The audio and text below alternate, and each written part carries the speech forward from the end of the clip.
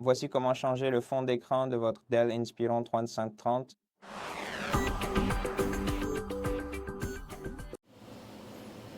Tout d'abord, nous allons devoir faire un clic droit sur un espace vide du bureau, puis sélectionner Personnaliser. Ici, dans le menu de personnalisation, sélectionnez Arrière-plan, puis choisissez l'une des options disponibles pour le fond d'écran. Nous pouvons par exemple utiliser Image. Si vous sélectionnez Image, vous pourrez choisir pratiquement n'importe quelle photo pour la définir comme fond d'écran de votre appareil. Dans Images récentes, nous avons les photos préparées par Microsoft. Elles sont préinstallées sur tous les PC, donc vous pouvez choisir celle que vous préférez et simplement la laisser en fond d'écran. Si vous souhaitez utiliser votre propre photo, il vous suffit de cliquer sur Parcourir les photos à côté de l'option Choisir une photo. Puis, vous pouvez également choisir un ajustement pour l'image de votre bureau en utilisant la fonctionnalité suivante.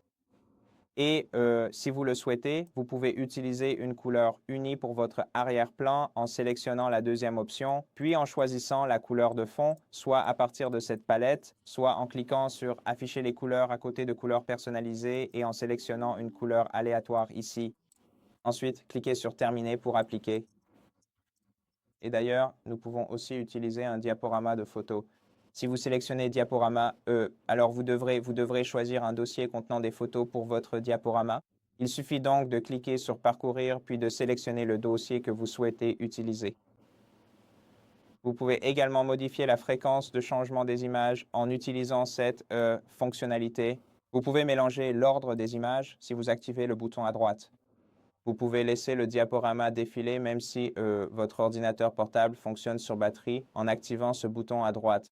Et vous pouvez également choisir un ajustement pour votre image de bureau juste ici. Et la dernière option que nous avons ici est Windows Spotlights et elle n'a pas de paramètres supplémentaires. Donc c'est simplement une photo aléatoire de Microsoft qui apparaît sur votre écran.